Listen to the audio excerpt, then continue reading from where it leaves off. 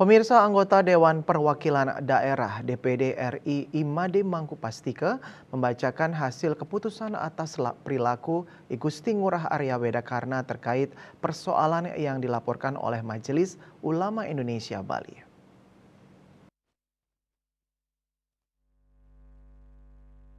Pada pokoknya, BK DPD RI menjatuhkan sanksi berat terhadap Arya Wedakarna AWK berupa pemberhentian.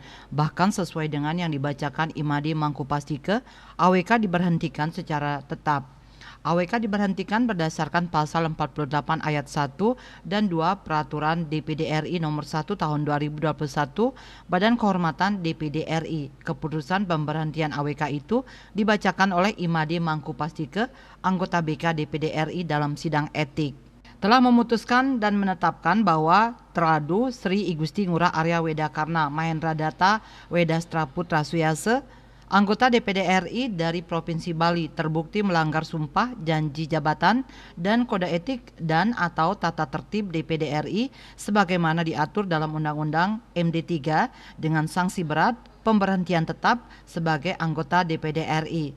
Demikian tegas keputusan yang dibacakan Mangkupastike, mantan Gubernur Bali itu. Sampai berita ini diturunkan, AWK belum bisa dikonfirmasi. Miasa Bali Post melaporkan.